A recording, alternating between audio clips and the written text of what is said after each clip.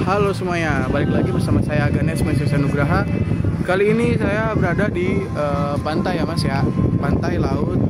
Karena ini lumayan malam dan anginnya lumayan kencang, izin pakai kupluk karena anginnya kencang banget. Jadi kali ini saya dalam pemenuhan tugas UAS Mas Kiki akan membahas gimana sebenarnya respon Selandia Baru terhadap pembangunan 7 pulau buatan yang dibangun di Laut Cina Selatan, yang ternyata itu punya dampak stabilitas yang besar untuk kawasan, termasuk negara-negara yang jauh sekalipun seperti Selandia Baru. Seperti yang kita tahu, China dalam beberapa tahun terakhir ini udah aktif membangun pulau-pulau buatan di sekitaran Laut Cina Selatan. Ini bukan cuma untuk kepentingan sipil, tapi juga dibangun dengan fasilitas militer seperti landasan udara, terus radar, dan juga peluncur rudal. Nah, hal ini itu membuat negara-negara di kawasan khawatir, karena Laut Cina Selatan ini merupakan wilayah yang strategis untuk jalur perdagangan, di mana lautnya itu dilewati oleh jalur perdagangan dunia, dan juga di situ banyak sumber daya laut yang masih belum bisa terekspor. Jadi itu mengapa salah satu faktor utama China ingin sangat menguasai di Laut Cina Selatan ini, yang dimana berarti itu adalah wilayah yang penuh sengketa.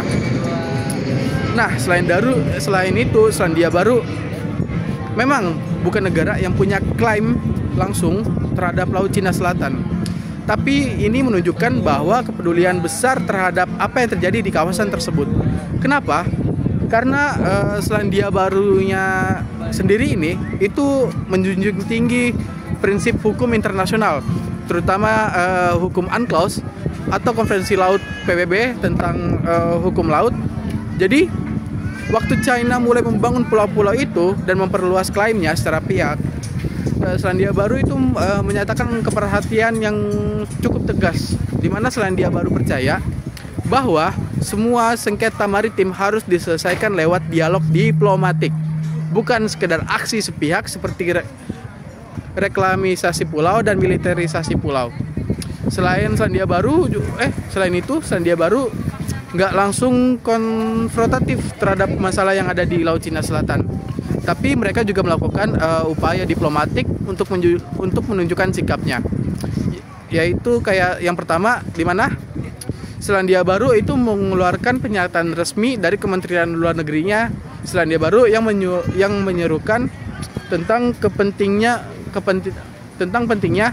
menjaga kebebasan navigasi dan penerbangan di Laut Cina Selatan.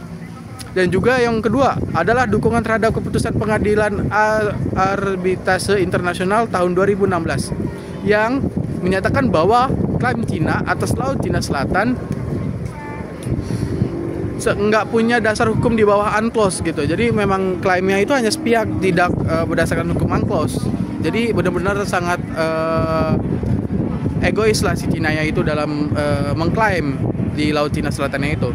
Lalu yang ketiga, di mana partisipasi dalam forum regional seperti ASEAN, Regional Forum, dan East Asian Summit, itu juga Selandia Baru secara aktif mendorong penghormatan terhadap hukum internasional.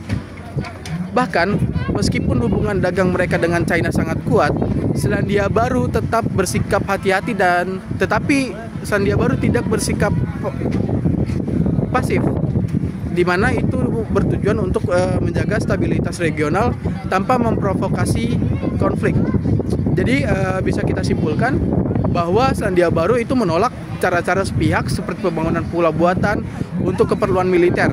Meskipun jauh dari pusat konflik, Selandia Baru itu menunjukkan bahwa stabilitas kawasan dan supremasi hukum adalah prioritas yang harus dijaga bersama.